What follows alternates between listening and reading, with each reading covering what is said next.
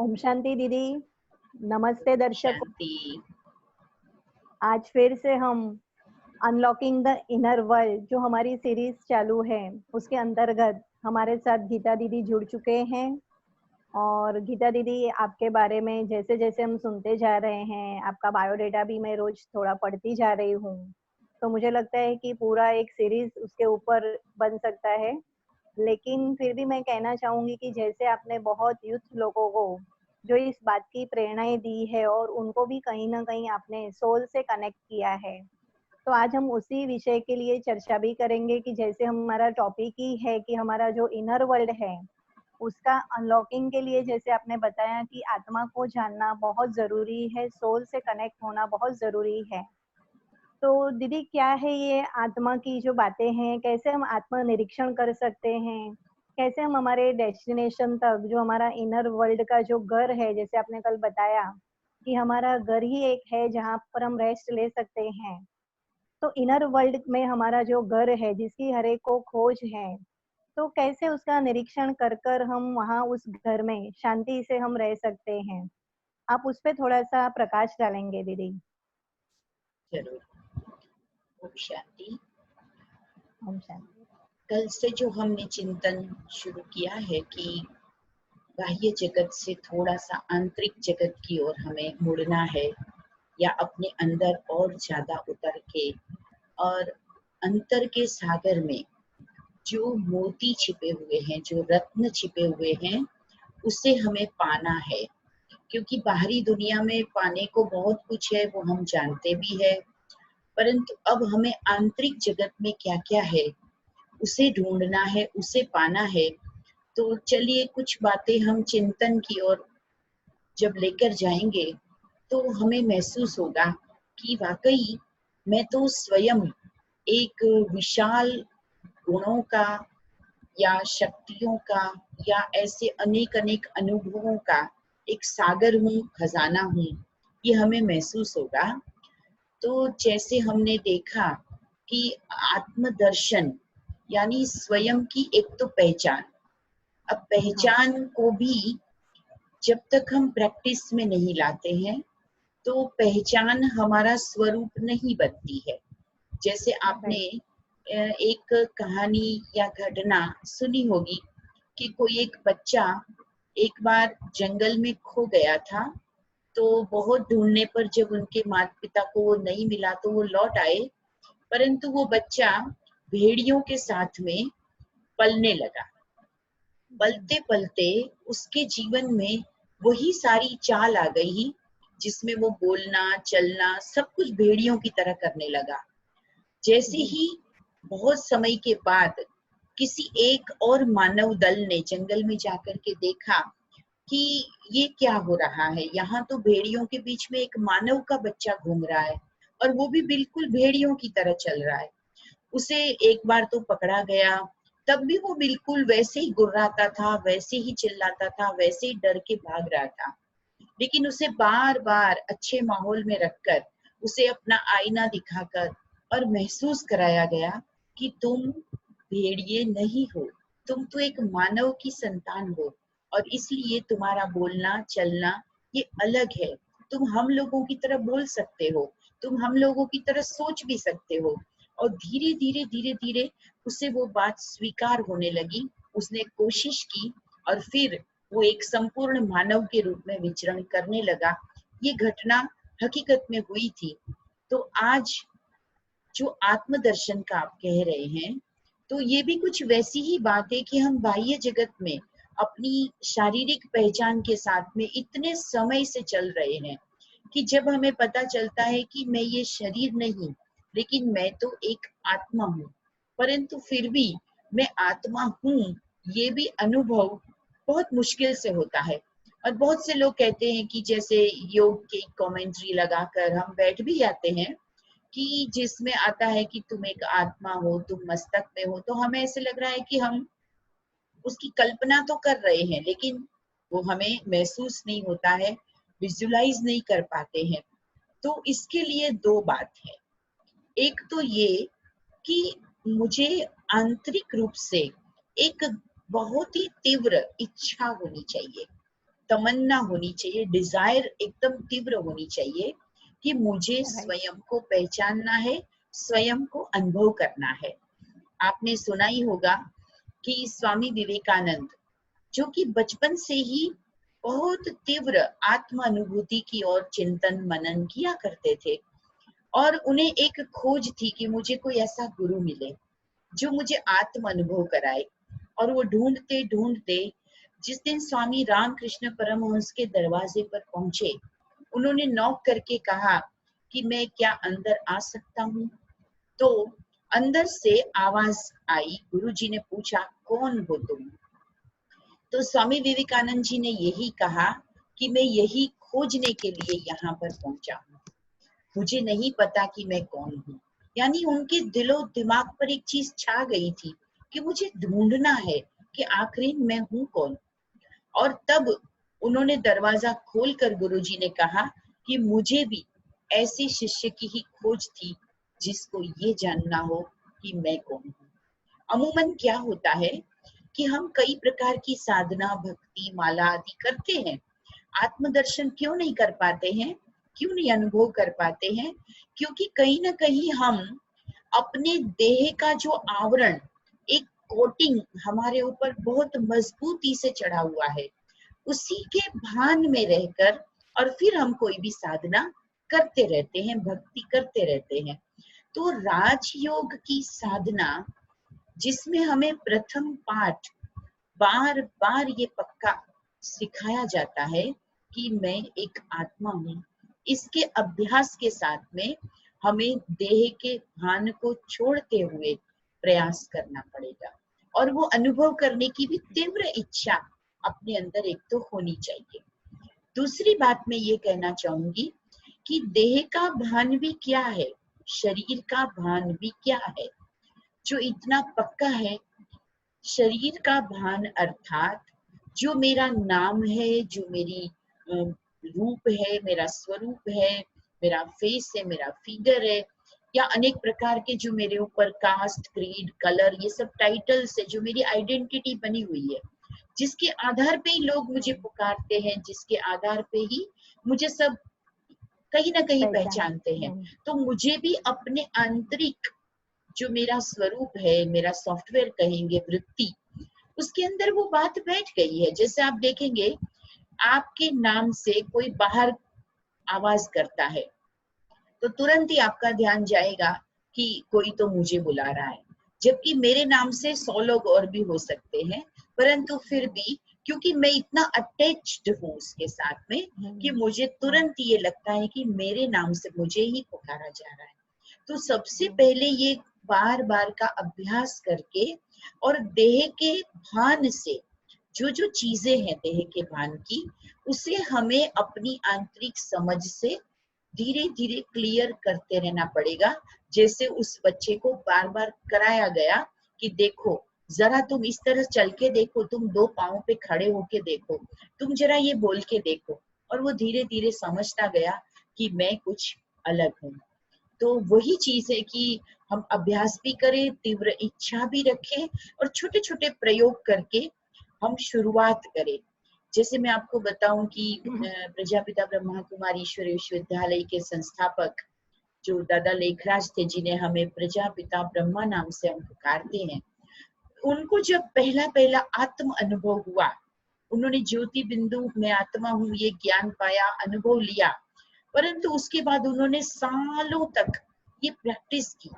वे बार बार लिखा करते थे, मैं आत्मा हूँ, मैं आत्मा हूँ। साथ ही साथ वो हरेक को देखते समय भी ये बार बार स्मृति अपने अंदर लाते थे कि मैं आत्मा हूँ, ऐसे ये भी आत्मा है। और वो अभ्यास उन्होंने इतना पक्का किया कि फिर उनका देह का भान कम होता चला गया। तो मैं यही कहूंगी कि तीव्र इच्छा और अभ्यास कोई भी चीज को सफल कर देता है। दीदी, आपके साथ तो इतने सारे युद्ध जुड़े हैं, तो वो सारे इन बातों को मानते हैं अपने जीवन में कि कैसे हैं? मानने के लिए तो क्या आप क्या कहेंगे कि आज की युवा पीढ़ी को तो वैसे भी एक इनोवेशन की खोज है, तो अब धीरे धीरे हर चीज सूक्ष्मता की ओर जा रही है। आप ये देखिएंगे सभी प्रकार के साधन, सभी टेक्निक भी धीरे धीरे सूक्ष्म होती जा रही है, और वो सूक्ष्मता का ही दूसरा नाम है आत्म अनुभूति। तो आत्मा भी इतनी सूक्ष्म है, तो उसे भी धीरे धीरे लोग जानने की कोशिश करने लगे हैं। आपको पता होगा मेडिकल साइंस में भी अभी वाइब्रेशन थेरेपी काम कर रही है, वाइब्रेशन साइंस, उसके ऊपर भी रिसर्च शुरू हो गए हैं। साथ ही साथ जो आत्मा के विचारों से बनने वाले शरीर के अंदर समीकरण है, शरीर के अंदर जो आत्मा का प्रभाव है, जिसके कारण जो चेंजेस आते हैं बॉडी में, जिसको कहते हैं साइकोसोमेटिक चेंजेस या साइकोसोमेटिक डिसीज, इस पर भी काम शुरू हो गया है। ये सभी मानने लगे हैं कि कोई तो चीज अंदर है जो इन सारी ऑर्गन्स को और उसके द्वारा होने वाले सभी कामों को कंट्रोल कर रही है या चला रही है। तो नेचुरली है कि उसको स्वीकार तो करना ही होगा। और ऐसा भी नहीं है कि जब आप आत्म दर्शन या आत्म अनुभूति की ओर बढ़ते हैं तो कहीं आपको शरीर के जितने भी आपके कार्य है या जो आप उसके द्वारा आनंद ले रहे हैं वो सबको क्विट करना है, वो बात भी तो नहीं है। पैरेलल आप उसको चालू रखते हैं, आप वो सब काम कर रहे हैं, सिर्फ आपको एक ध्यान पड़ रहा है कि ये सब करने वाला मैं अलग। तो इसलिए युवाओं को भी मैं देख रही हूँ कि अब ये खोज जो है उसके कारण अध्यात्म की ओर उनका जुड़ाव भी हो रहा है, ज्ञान को भी वो समझना चाह रहे हैं। दीदी, जैसे आपने बताया कि ये आत्मनिरीक्षण माना बार बार अपने को सोल कॉन्शियसनेस में लाना, बॉडी के आकर्षण से दूर माना बॉडी कॉन्शियस से दूर जैसे हम जाते हैं, तो आत्मा के लिए क्या बेनिफिट हो सकता है? माना जितना वो अपने आप को सोल कॉन्शियसनेस अनुभव करती है, तो उसके बेनिफिट्स क्या है? देखिए, जैसे अग्नि है, उसका एक गुण है कि उसमें प्रकाश भी है और गर्मी भी है। तो जैसे ही हमारे आसपास अग्नि होती है तो हमें वो दोनों ही चीजों का नेचुरली अनुभव होने लगता है, हमें रोशनी भी मिलती है और हमें गर्मी भी मिलती है। तो ये अग्नि का गुण है जो अग्नि आसपास अनुभव कराती है। तो आत्मा का भी जो अनुभव है वो बहुत सारे हमारे आत्मिक गुण, जिसको कि हम या तो मनुष्यों में या हमारी आसपास की होने वाली परिस्थितियों में या धन में, वैभव में, अनेक चीजों में जो हम ढूंढ रहे थे वो हमें प्राप्त होने लगते हैं सिर्फ हम खुद को जब आत्मा महसूस करते हैं। जैसे मैंने कल भी आपको कहा कि आत्मा के मूलतः 7 गुण है, आत्मा की कोर वैल्यूज है, वो 7 वैल्यूज है, जिसमें ज्ञान की हमने चर्चा की, इसी प्रकार प्रेम है, शांति है, आनंद है, ये सारे। और आप देखेंगे कि दुनिया का हर व्यक्ति, भले वो भोजन करे, भोजन बनाए, धन कमाए, लोगों से मिले, पिकनिक करे, जो भी कुछ करता है, ये सब बाह्य बातें भी वो आफ्टर ऑल क्यों कर रहा है? एक अलग प्रकार की शांति, अलग प्रकार की खुशी, आनंद, या एक प्राउड फील हो, गौरव महसूस हो, आंतरिक रूप से वो सशक्त महसूस करे खुद को, इसके लिए तो कर रहा है। माना ये जो 7 कोर वैल्यूज है, उसी को पाने के लिए सारा संसार दौड़ रहा है, उसी को हम ढूंढ रहे हैं। जैसे आपने कहानी सुनी होगी कि एक बार एक व्यक्ति अपने छोटी सी रेहड़ी पर कुछ सामान बेच रहा था, तो देखा कि वो व्यक्ति उसी रेहड़ी पर आराम से सो गया था। तो एक व्यक्ति जब वहां पर जाके कहता है कि अरे भाई, तुम्हारा सामान एक तरफ पड़ा है और तुम तो यहाँ पे आराम कर रहा है, नींद कर रहा है, तुम ये धंधा तो कर ही नहीं रहा है। तो उसने कहा कि मेरे को आज जितना कमाना था वो लगभग मैंने कमा लिया है, तो इसलिए अब मैं थोड़ा सा आराम कर रहा था। तो उसने कहा कि नहीं, थोड़ा सा कमा लिया तो तुम और कमाओ ना, और भी तो सामान बेच सकते हो। तो उसको क्रॉस क्वेश्चन उसने पूछा कि अच्छा और कमा के क्या करूंगा? तो बोले थोड़े और पैसे जमा हो जाएंगे। अच्छा और पैसे जमा हो जाएंगे फिर क्या करूंगा? ऐसे थोड़ा थोड़ा थोड़ा थोड़ा करके एक बड़ा बैलेंस जमा हो जाएगा, फिर क्या करेगा? तो फिर तुम एक अच्छा मकान बना सकते हो, तुम अपने लिए कुछ वाहन खरीद सकते हो। अच्छा फिर क्या होगा? फिर तुम आराम कर सकते हो ना, तुमको चैन मिलेगा, शांति मिलेगी। तो वो व्यक्ति कहता है वो शांति, वो चैन तो मैं अभी भी प्राप्त कर रहा था। तो कहने का मतलब ये है कि जो चीज मेरे अंदर है इस समय इंस्टेंट मुझे मिल सकती है, वो कहीं ना कहीं हम लोगों के अंदर, परिस्थितियों के अंदर इंतजार करते रहते हैं। आत्मा का अनुभव करते ही हमें महसूस होने लगता है कि अच्छा, इतनी शांति मेरे अंदर ही है, अच्छा इतना आनंद होता है जब मैं ये समझती हूँ कि संसार में मैं क्यों आया हूँ, संसार क्या है, मेरा रोल चल रहा है, मेरा पार्ट चल रहा है, ये विश्व तो एक नाटक है, आदि बातें जो कि आत्मा से जुड़ी है। तो इनसे हमें तुरंत आनंद की अनुभूति होने लगती है। बहुत बार हम ये सोचते हैं कि जब मेरी कोई मदद करेगा, जब मेरे कुछ अच्छा समय आएगा, तभी मैं कुछ कर पाऊंगा। लेकिन जैसे ही मैं आत्मा को पहचानने लगती हूँ तो मुझे मालूम पड़ता है कि आत्मा स्वयं ही अपने मन बुद्धि से कार्य कर रही है, अपनी इंद्रियों को आत्मा ही मजबूत बनाती है, आत्मा ही अपने भाग्य और भविष्य का निर्माण करती है, न कि कोई अलग से कोई व्यक्ति, कोई देवता, कोई ईश्वर मेरा भाग्य बनाते, ऐसा नहीं है। तो ये सारी चीजें जब हम जानने लगते हैं तो हमारे अंदर एक अलग सा उत्साह आ जाता है कि अच्छा, सब कुछ तो मुझे ही करना है, सब कुछ तो मेरे ही हाथ में है, तो चलो अब तो मैं लग जाता हूँ। तो एक जो हम डिपेंडेंसी जिसको कहते हैं, वो डिपेंडेंसी हमारी खत्म हो जाती है। तो ये तो कितनी बड़ी बात है। आत्मा को जाने बिना तो हम पिंजरे के पंछी होते हैं, आत्मा को समझते जाएंगे वैसे हम उड़ता पंछी बन जाते हैं। इतना फर्क जीवन में अनुभव होने लगता है। तो जैसे दीदी आपने बताया कि जो आत्मा का ज्ञान है, नॉलेज है, वो ही प्रॉपर होना जरूरी है, और आप उसके जो क्वालिटीज बता रहे हो, उसके जो गुण बता रहे हो, तो मुझे लगता है कि हमको हर एक गुण के बारे में और ज्यादा जानना जरूरी है। तभी हमारा जो अनलॉक है वो अनलॉक हो सकता है, वरना तभी हमारा एक इनर वर्ल्ड में हम जैसे आप बिल्कुल। बोल रहे हो ना कि उड़ उड़ सकते हैं। तो जैसे ही आपने ज्ञान तो बताया, लेकिन वो संपूर्ण ज्ञान के लिए हम आत्मा का जो एक एक गुण है वो मुझे लगता है हम यहाँ से शुरू करें। बिल्कुल, तो जैसे हमने इसके कल देखा था कि ज्ञान एक पहली चाबी है। हम्म तो ये ज्ञान की चाबी को हमने यूज करना है, वो डेली करना है। इसी तरह हाँ। से आत्मा का जो दूसरे गुण है वो सभी एक प्रकार से चाबी है, हम्म तो उसको भी हमें यूज करते जाना है। जैसे अभी हम दूसरे पर गुण की जैसे अगर बात ज्ञान, करें, हाँ, ज्ञान है वो मास्टर की है, और यस, उसके बाद जो सारी छोटी छोटी चाबियां हैं वो भी हमको चाहिए ही पहले। ओके। बिल्कुल बिल्कुल बिल्कुल। और देखिएगा कि जितने कीमती ट्रेजर्स होते हैं तो उसको हम्म बहुत अच्छी तरह से लॉक करके ही रखा गया होता है। आपके घर में भी आप देखेंगे कि जो कीमती चीजें वो 1 2 3 4 लॉक के पीछे रखी होती है। ओके। तो कहीं ना कहीं हमें सातों ही गुणों की जो कोर वैल्यूज है उसकी तो जरूरत है ही है। और वो ऐसा नहीं है कि कहीं बाहर से आना है, बस वो मेरे अंदर है, उसे मुझे जागृत करना है, इमर्ज करना है। जैसे कि वो सुषुप्त अवस्था में है और मुझे पहले उसकी नॉलेज, उसके बाद उसकी प्रैक्टिस और उसके बाद उसकी जीवन में एक्सपीरियंस करते जाना है। तो ज्ञान का गुण हमने देखा, उसकी और भी बहुत सारी बातें हम सुनेंगे ज्ञान की। और दूसरा एक गुण है प्योरिटी, पवित्रता।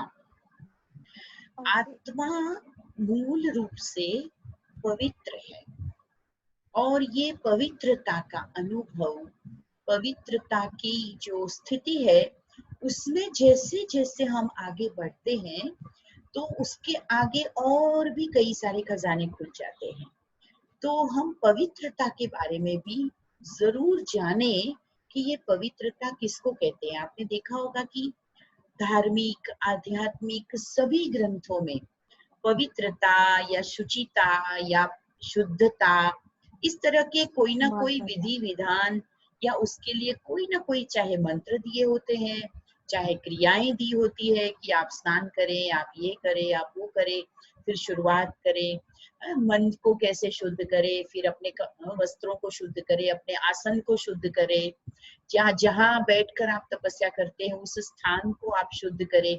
ऐसी अलग अलग अलग अलग अनेक बातें आपको मिलेगी।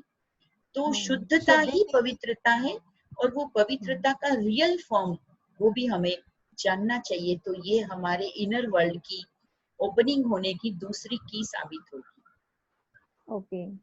तो जैसे आपने बताया कि दीदी प्योरिटी, तो एक आपने बोला कि हम जो स्नान वगैरह करते हैं, तो वो तो फिर भी जैसे शरीर के लिए हो गया, पर फिर यहाँ हम आत्मा की जो प्योरिटी है उसमें क्या ले सकते हैं? बिल्कुल। आज तक हमने शरीर के भान में ही सारी हम्म, धर्म आराधना साधना वगैरह की है। तो अब हम्म, हम आत्मा की स्थिति से जब शुद्धता की बात करते हैं, तो हम्म, सबसे पहले तो मैं ओरिजिनली प्योर सोल हूँ, ये तो हम्म, मुझे स्वीकार करना है। क्योंकि देखिए, आप कितनी भी आपके साथ बुरी बात हो गई, आपसे गलती हो गई या कुछ भी ऐसी अपवित्र स्थिति में, जिसको कहेंगे कि दुनिया में तामसिकता बहुत है, वासनाएं बहुत है और कई चीजों में, तो आप उस परिस्थिति में कभी भी आपको कंफर्ट फील नहीं होता है। जैसे हमने कल भी कहा था, आपको हम्म, वहां से बाहर आने की एक तमन्ना होती है कि जल्दी से कैसे मैं प्योर अपने को करूं। तो हम्म, ये प्योरिटी क्योंकि मेरा अपना गुण है। तो आत्मा की पवित्रता क्या है कि आत्मा के अंदर जो आज के समय में हम देखते हैं कि मनुष्य अपने मन को जो महसूस कर रहा है कि मैला हो गया है, दुखी हो गया है, तो उसके पीछे मूल कुछ ऐसी विकारों की बातें, जिसको विकार कहा है। विकार किसको कहते हैं वैसे? कोई भी चीज जब खराब होने लगती है तो उसको विकार कहते हैं। जैसे भोजन में भी जब सड़ना शुरू होता है तो उसको विकार कहते हैं। पेट में हम्म, अंदर भी जो गई हुई अन्न है वो अंदर सड़ने लगता है तो कहते हैं मुझे आज पेट का विकार हो गया है। आयुर्वेद में यही शब्द ओके, यूज होता है। तो विकार माना आत्मा की कोर वैल्यूज जैसे जैसे कम हुई संसार में, देह भान में, तो उसी का दूसरा फॉर्म विकृत स्वरूप आ गया जो विकार था। तो ये ओके, विकार ही है जो आत्मा की अपवित्रता है, जिसमें आप हमेशा सुनते ही आए हैं कि अनेक प्रकार की काम इच्छाएं, वासनाएं, देह भान की, देह को भोगने की इच्छाएं, इसी प्रकार से क्रोध, जो कि आज बहुत ही कॉमन रूप से दिखाई देता है चारों तरफ। तो ऐसा हम्म, लगता है कि जैसे मनुष्य का स्वभाव ही हो गया है और लोग उसे समझते हैं कि क्रोध तो सभी को आता है, परंतु है ये विकार। इसी प्रकार ओके, से लोग, जिसको भी हम महसूस करते हैं, और ईर्ष्या, फिर अनेक प्रकार का ईगो, जो आज हम्म, बहुत सारी प्रॉब्लम क्रिएट कर रहा है, तो ये सारे विकार है वो अपवित्रता है। तो जैसे ओके, जैसे इस अपवित्रता से ओवरकम करते हैं, तो वो स्थिति आती है कि जहां इन चीजों का हमारे ऊपर कोई प्रभाव नहीं रहता है, तो वो हम्म, पवित्रता की स्थिति होती है। और ये एक बहुत बड़ा चैप्टर है कि हम कैसे खुद को पवित्रता की स्थिति में लाएं। पवित्रता ऐसी स्थिरता लाती है कि जहां कोई भी कर्म करते, किसी भी प्रकार का व्यवहार करते, हमारे अंदर हलचल नहीं होती। हम बिल्कुल कॉन्फिडेंट रहते हैं, बिल्कुल अपनी स्थिर अवस्था में रहते हैं। जो हमने सुबह से अपनी खुशी को धारण किया है, उस खुशी से हम कभी दूर नहीं होते। जो सुख की अनुभूति हमारी आत्मा की है, हम उसमें टिके रहते हैं। इतनी सुंदर ये पवित्रता की स्थिति होती है। तो पवित्रता तो हमारे जीवन में एक दूसरी की है। तो जैसे आप दीदी कहना चाहते हैं कि जो इम्प्योरिटी है, माना जो अपवित्रता है, वो आत्मा के दुख का कारण है, जी। ऐसा? क्योंकि जैसे आप विकारों की बात कर रहे हो, तो जी। जितना ज्यादा विकार उतना आत्मा ज्यादा दुखी, हाँ, ऐसा और ही? ये हम प्रैक्टिकल में आज अपने हम्म, आसपास नजर दौड़ाएं कि जितनी भी प्रॉब्लम्स क्रिएट होती है, कॉन्फ्लिक्ट्स क्रिएट होते हैं, या आप कोर्ट में देख लीजिए जितने भी केसेस होते हैं, जो भी कोई मामले हैं, उसकी तह में जाके, उसकी गहराई में जाके अगर आप देखेंगे, तो कहीं ना कहीं किसी व्यक्ति का स्वार्थ था, किसी व्यक्ति ने ईगो दिखाया था, किसी व्यक्ति ने अपने लालच का प्रयोग किया था, किसी व्यक्ति ने विकार यानी वासना को अपने ऊपर हावी होने दिया था, किसी ने क्रोध कर लिया था। उसके बाद भले धीरे धीरे वो स्वरूप छोटे से बड़ा बन जाता है, पर हर समस्या की जड़ अगर कहें तो ये विकार दिखाई देते हैं। तो आत्मा की पवित्रता अर्थात इन विकारों से हमें अपने को परे रखना है। और सिर्फ ये धारणा कि ओरिजिनली मैं पवित्र ही हूं। तो फिर क्या हुआ कि जो मैंने संसार में आके और अपनी आइडेंटिटी को भुला के और जो मेरा रोल है उसी आइडेंटिटी में मैंने खुद को डाल दिया, जिस वजह से मुझे चीजों का लोभ भी होने लगा, मुझे व्यक्तियों से मोह भी हो गया, मैं व्यक्तियों पर डिपेंड भी हो गई, मुझे धन आकर्षित करने लगा, मुझे ये देह का साज श्रृंगार और देह का जो मेरा बाह्य स्वरूप है इसी का ही आकर्षण हो गया, इसी को ही मैंने मैं समझा, तो इसी के लिए मैं सब कुछ करने लगी। मेरा ईगो डेवलप हो गया, जबकि ईगो किस चीज का होता है ना, शारीरिक चीजों का होता है, जो हमारे पास अच्छा सुंदरता होती है, फिगर होता है, या किसी के पास धन है, किसी के पास अच्छे क्वालिफिकेशंस है, उसका ईगो हमारे अंदर जनरेट हो गया। जबकि ये सब बहुत टेम्पररी चीजें हैं। जब हम आत्मा को पहचानते हैं तो हमें पता है कि हम एक शरीर छोड़ दूसरा लेते हैं, तो वो सारी चीजें तो समाप्त हो जाती है, तो परमानेंट तो नहीं है, तो उसका ईगो या उसका अटैचमेंट ये तो वास्तव में तो गलत ही है, ये सभी मानते हैं, पर हम उसके अधीन हो गए हैं, यही इम्प्योरिटी है। तो दीदी आपने बहुत अच्छी तरह से यहाँ ये बात को क्लियर किया कि जो हम बॉडी के लिए जो भी मतलब सोचते हैं या जिसके अंदर हम इन्वॉल्व होते हैं, जो नाशवान चीजें हैं वो हमें कहीं ना कहीं दुख देती है, पर आत्मा के जो गुण हैं, जैसे आपने कहा ज्ञान है, और आज जैसे आपने वर्णन किया प्योरिटी, कि जितना हम उसको बढ़ाते हैं तो आत्मा जो है वो अपने सुख का अनुभव करती है और एक उड़ते पंछी की तरह उसका जीवन बन जाता है। तो ऐसी सब बातों के लिए हम फिर से आगे मिलते रहेंगे और चर्चा करते रहेंगे। लेकिन यहाँ पर एक कल का दीदी प्रश्न था किसी एक का, जी कि जैसे हम बात कर रहे थे कल आत्मा के बारे में, तो वो ऐसे बता रहे थे कि आत्मा तो हम सबको पता है कि वो शरीर में है और आत्मा ही काम करती है, पर हम जिन लोगों के साथ रहते हैं वो भी तो आत्मा ही है। पर अगर हम उसको बार बार ऐसा सोचते भी हैं, जैसे आज हमने बात की कि हम उनको ऐसा सोचे, तो जैसे कल हम निर्दोष की बात कर रहे थे कि सामने वाले भी निर्दोष है, जी तो कहते हैं कि वो सारा समझना बहुत मुश्किल है, वो मुश्किल ऐसा हम अनुभव नहीं कर सकते हैं। जब हमारी बात चल रही थी तभी ही किसी ने ये लिखा था कि जी किसी ने गलत किया है और हम उसको आत्मा समझकर कैसे निर्दोष समझे। तो शायद कल तो आपने बहुत अच्छा क्लियर बताया ही था कि चोट लगे हुए को जैसे हम फिर से गिराते हैं तो उसको ज्यादा दर्द होता है, लेकिन फिर भी आप कुछ उनको कह दो तो समाधान मिलेगा शायद। जी। कभी कभी क्या होता है कि हम ये समझते हैं कि अगर हमें किसी की गलती को देखते हुए इग्नोर करना है, या हमें किसी को क्षमा करना है, हमें किसी को एडजस्ट करना है किसी के साथ, तो हम ऐसा समझते हैं कि ये मुझे उसके लिए करना है, ये उसको मदद होगी, उसको अच्छा लगेगा या उसका फायदा होगा, इसलिए वो काम करना थोड़ा मुश्किल लगता है। मेरा अनुभव ये कहता है कि अगर आप अपने मन की नफरत को, या आप अपने अंदर की जो व्यर्थ चिंतन आपको चल रहा है किसी के बारे में, आप क्षमा नहीं कर पा रहे हैं, आप इग्नोर नहीं कर पा रहे हैं, आप उनके साथ एडजस्ट नहीं कर पा रहे हैं, तो आप अभी ज्ञान के आधार से वो एडजस्ट करना शुरू कर रहे हैं, आप क्षमा करने का शुरू कर रहे हैं, तो ये सोच के ना करें कि ये आप उसके लिए कर रहे हैं, बल्कि आप अपने लिए कर रहे हैं, क्योंकि आपका मन प्रसन्न तब रहेगा जब वो फालतू व्यर्थ बातों से मुक्त होगा। आप एक अच्छी फीलिंग में रहेंगे तो आप जीवन का आनंद ले पाएंगे।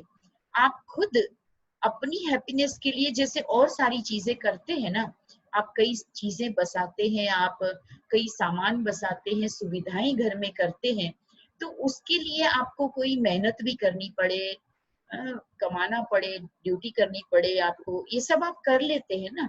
तो ये जो आप एडजस्टमेंट कर रहे हो, आप ये जो क्षमा कर रहे हो, ये आप अपने मन को अच्छा करने के लिए कर रहे हो, किसी के लिए नहीं कर रहे हो। और सबसे अच्छा दोस्त तो हमारा मन है, और कभी किसी का भी साथ ना भी हो तभी आप अकेले में भी आपका मन अच्छा होगा तो खुश रह पाएंगे। लेकिन आप अकेले हैं और आपका मन भी अच्छा नहीं है, मन भी अच्छा नहीं सोच पा रहा है, तो आप बिल्कुल उदास ही रहेंगे। तो ये संकल्प रखें कि मुझे किसी के लिए नहीं, लेकिन अपने आप के लिए, अपनी लाइफ को सफल करने के लिए, अपने समय को सफल करने के लिए, मुझे खुश रहने के लिए ये सब करना है। तो मुझे लगता है कि ये सब भारी नहीं लगेगा। कोई कुछ भी कर रहा तो है, लेकिन मुझे खुश रहना है, इसलिए मुझे इन चीजों को इग्नोर करना है या मुझे माफ करना तो मुझे लगता है शिल्पा जी को उनका जो जवाब है वो मिल गया होगा। और दीदी जैसे आज आपने यहाँ पर बताया, तो दर्शक मित्रों की दीदी ने बताया कि जो प्योरिटी है हमारे जीवन का, वो एक हथियार के रूप में है, और जितना हम विकारों से दूर होते जाते हैं, आत्मा की शक्ति हमारी एक मजबूत होती जाती है, और एक हम उड़ता पंछी बन सकते हैं, और हमें वही तो बनना है। तो आगे फिर हम इस सीरीज के अंदर चर्चा करेंगे, जैसे दीदी बता रहे हैं कि और काफी आत्मा के गुण हैं जो हमको डेवलप करने हैं।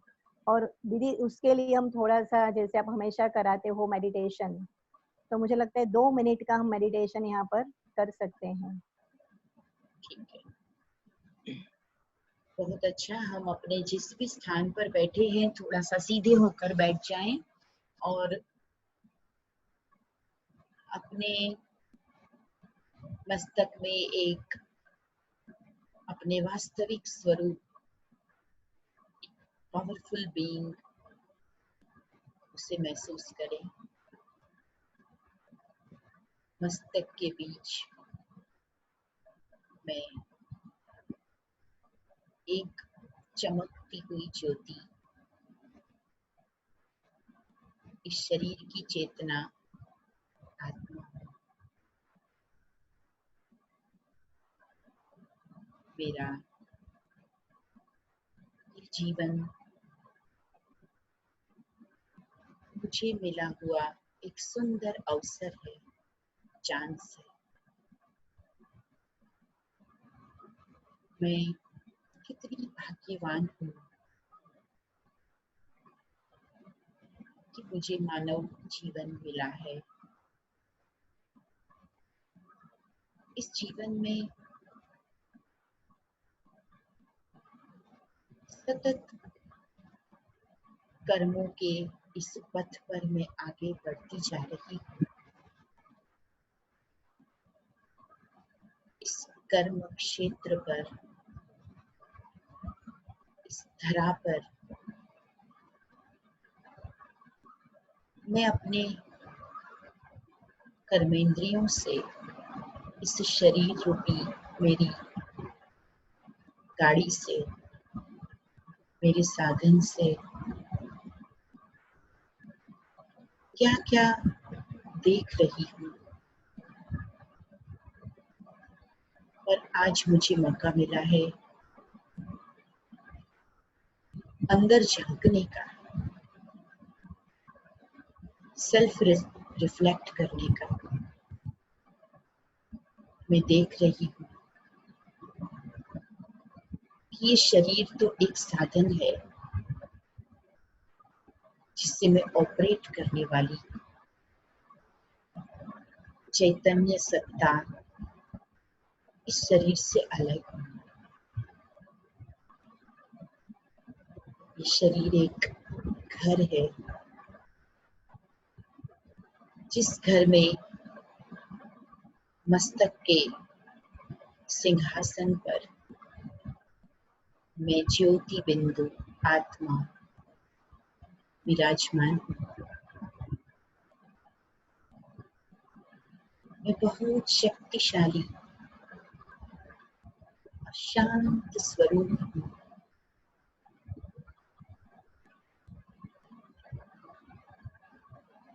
मुझे अपने ही शक्ति से इस जीवन को, इस शरीर रूपी गाड़ी से चलाते रहना है। मैं अविनाशी सत्ता हूँ। मेरा ना कोई जन्म है, न ही मेरी मृत्यु। केवल ये शरीर रूपी वस्त्र को एक समय पर मैं बदल देती हूँ, फिर मुझे दूसरा एक नया शरीर मिलता है, पर मैं अविनाशी सत्ता हूँ। मेरी यात्रा बहुत लंबी है। जो मेरा वर्तमान जन्म है, इसे तो मैं जानती हूँ। इससे पूर्व भी मैंने अनेकों जन्म लिए हैं, और इस जन्म के बाद भी मेरी यात्रा तो चलती ही रहती है। मैं ये समझ पा रही हूँ कि जीवन के खुशियों का आधार मेरी अपनी समझ है। जितना मैं अपने आप को समझती जा रही हूँ, तो मुझे महसूस हो रहा है कि मेरे ही हाथ में मेरी जीवन की गाड़ी का संपूर्ण नियंत्रण है। तो अब मुझे अपने ऊपर ही फोकस करना है। किसी को भी दोष दिए बिना अब मैं हर बात को खुद से ही जोड़कर और खुद ही उसे बेहतर बनाने की दिशा में काम करूंगी। अपने आप से वायदा कर ले, क्योंकि मुझ आत्मा के अंदर बहुत से गुण है, बहुत सी शक्तियां हैं। मेरे अंदर अथाह खजाना है। धीरे धीरे मैं उस खजाने को पहचानती जाऊं और उस आंतरिक शक्ति के खजाने से जीवन को और अधिक अच्छा बनाती जाऊं। यही मेरा खुद से वायदा है, परमात्मा से वायदा है। ओम शांति। ओम शांति दीदी, थैंक यू वेरी मच। और दर्शकों को भी हमारे साथ जुड़ने के लिए बहुत बहुत धन्यवाद। नमस्ते।